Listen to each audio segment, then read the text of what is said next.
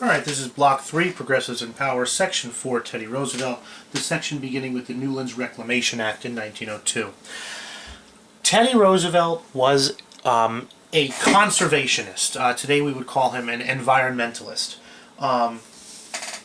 He had lived lots of his young years out in the Dakota frontier, and he thought that the glories of nature were one of the glories of the United States. And he worked as president to preserve much of the natural resources and the natural treasures that are a part of our heritage. His first act in doing so was the Newlands. Now, Roosevelt was not one of those environmentalists like you find today who said that human beings should have nothing to do with nature and that nature should be cut off from human beings entirely. Roosevelt felt that that was a little ridiculous. And what Roosevelt actually argued for was responsible stewardship. How can people use resources effectively but still preserve those resources for future generations? And the first thing he did with that in mind was the Newlands Reclamation Act of 1902. He authorized federal money, again, Roosevelt the progressive, Roosevelt using federal money, government power to achieve his goals, to develop the West, logging trails. And we don't often think of logging as something that an environmentalist would get behind, but Roosevelt said the best way to develop the country was to develop these resources, but be careful about them, to strike a balance, if you will.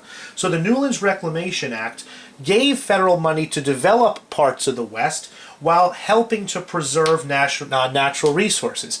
It said you can only cut down this many trees, the rest you have to keep. You can only cut down trees in specific areas, the rest you have to keep. Roosevelt said putting federal money towards this is a better idea than just letting private companies do it, because private companies would just cut down all the trees, make as much money as they could, and move on. Roosevelt, the progressive, again used the power of the government to strike a balance, in this case, between business and the environment.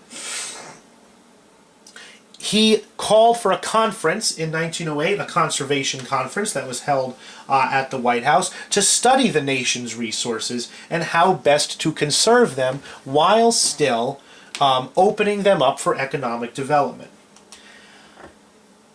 He took an old act, the Forest Reserve Act of 1891. Now, that was not his act, the Forest Reserve Act, but what Roosevelt did with the Forest Reserve Act is he expanded it greatly. And what you're seeing on this map are the locations of today's national forests. These are all the green are national forests. As you can see there, it's thousands upon thousands of square miles of forest land out west along the Appalachians.